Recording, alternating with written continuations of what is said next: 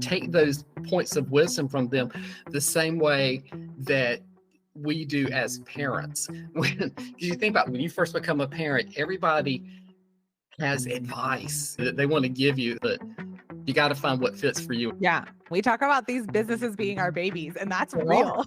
Welcome to Overwhelmed and Over It, the podcast where founders come to drop the hustle culture BS and learn how to actually enjoy building their business. I'm your host, Gabs, and I believe your success as a founder shouldn't come at the cost of your sanity. Each week, we bring you real, unfiltered conversation with founders who are figuring it out just like you are. No sugarcoating, no highlight reels, just honest stories and actionable lessons that help you navigate your founder journey with more clarity and confidence. Whether you're building your first company or scaling your fifth, you're in the right place. Let's dive in. My gosh, Bob, I'm so excited to be doing this with you. When I put together my list of founders I wanted to talk to, you were on the top of my list because you've been my LinkedIn best friend since you and I both started this journey. In lieu of a formal bio, I'd love for you to introduce yourself to our audience and tell them a little bit about your founder story. Absolutely. Gabs, I feel the same way. I am honored and humbled to be with you today on your podcast. So this is the first time I've been a guest on a podcast. So I appreciate you shining a little bit of the spotlight on me. Nobody can say I don't like attention. So we'll take that. That's right. But to give a little bit of background on, like you said, what my founder journey is, I spent 35 plus years in the corporate world, working in all different forms and dimensions or aspects of technology, but always with that people emphasis. And what I decided was I wanted to finish out my working years in doing something that I had more control over the work I get to do, and that it would give me a level of variety and not just the routine, mundane, oh, we do this every week for X number of hours. So it gave me those opportunities to do things that were different, to do things that I like to do, to get to meet and engage with all kinds of new people like you, and just have the flexibility that being an entrepreneur. Now, that flexibility may mean that you're working on something at 10 o'clock at night, or you're up early trying to get something done. But that flexibility that goes in there as well, and the ability to help people through things that I've learned or things that I can do that help them. I love that. Yeah, because listen, in this journey, we are learning every day. Oh, exactly. Yes. And so it's to be able to give back and share that lesson with someone else, but also to learn from other people's lessons. I think that's been the funnest part of this journey, right? Because you said you're meeting all kinds of new people all the time, and you just never know what you have in common or what connection is going to be there when you're walking through entrepreneurship. Absolutely. Yes.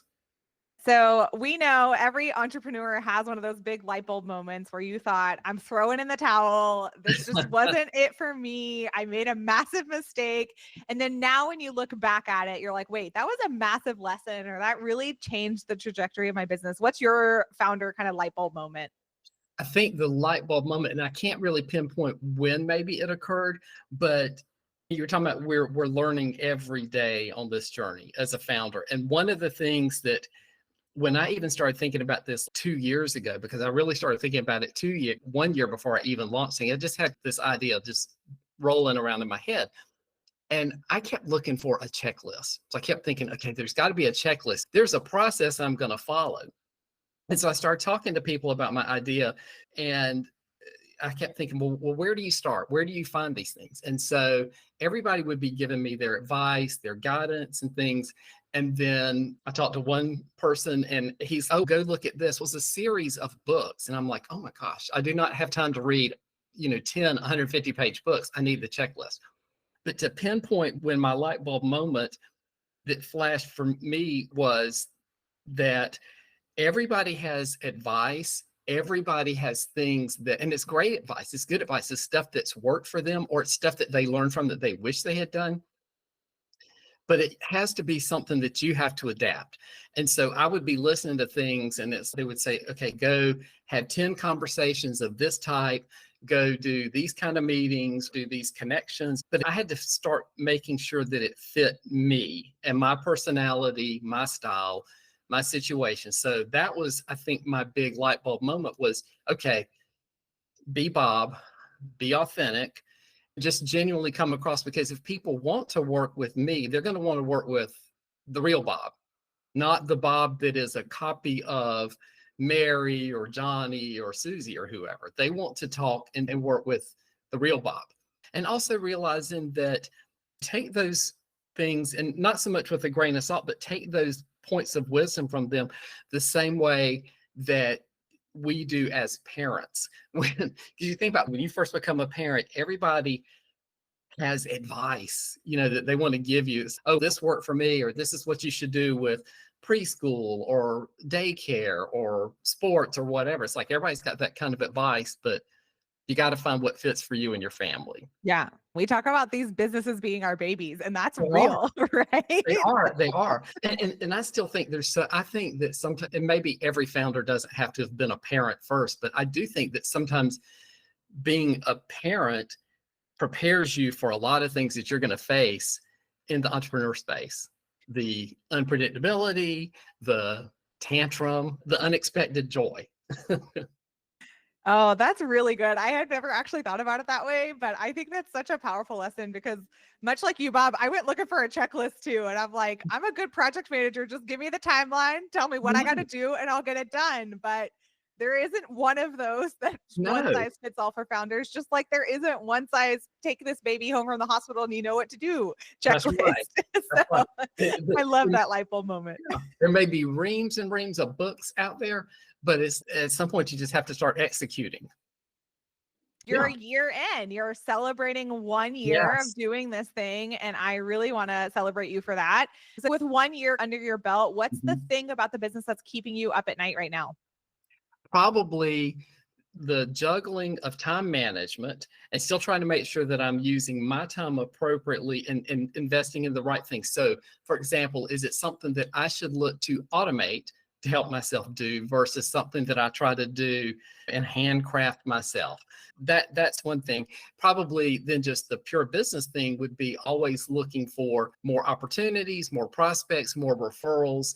That's our lifeline, getting those connections and making sure that we're also chasing the right prospects and connecting with the right folks.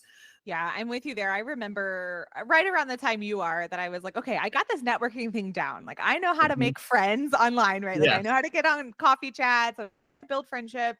But then as you get to a point, you're like, how much of that is actually driving success in the business versus right. supporting me as a founder versus bringing customers in? I think we all go through that inflection point where you're like, okay, at what point am I networking for purpose?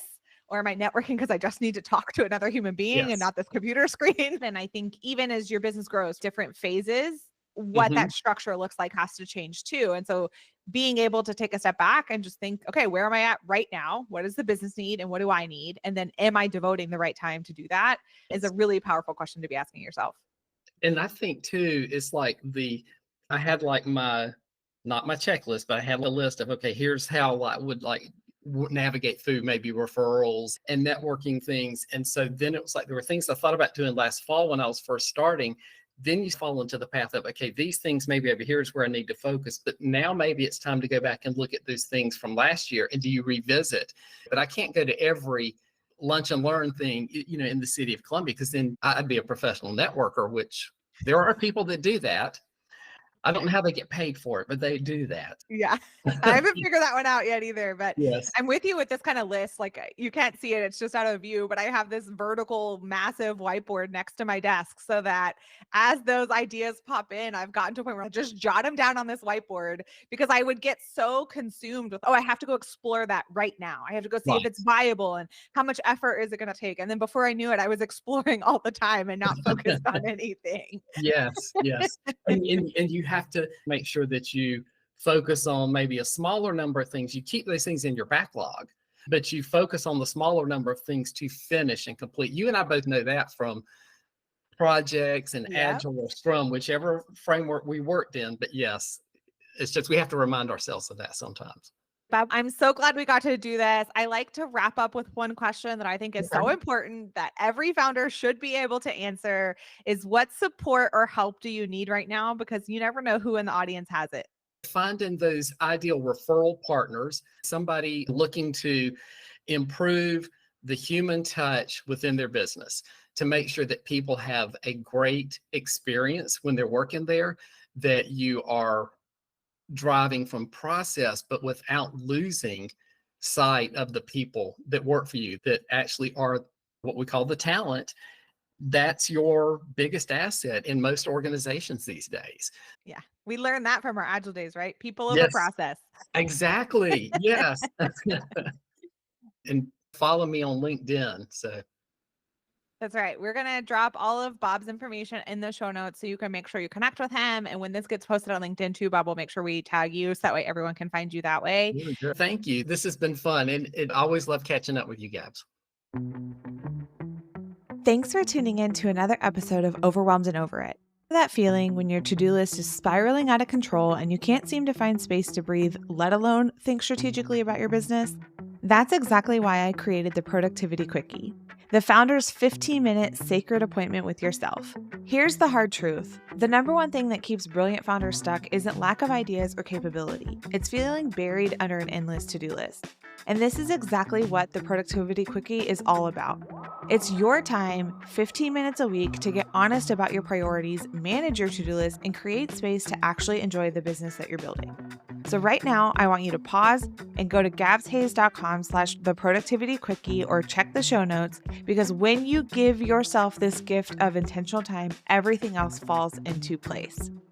Until next time, remember, you're not behind, you're not failing, and you've freaking got this. I'm your host, Gabs, and thank you for listening to Overwhelmed and Over It.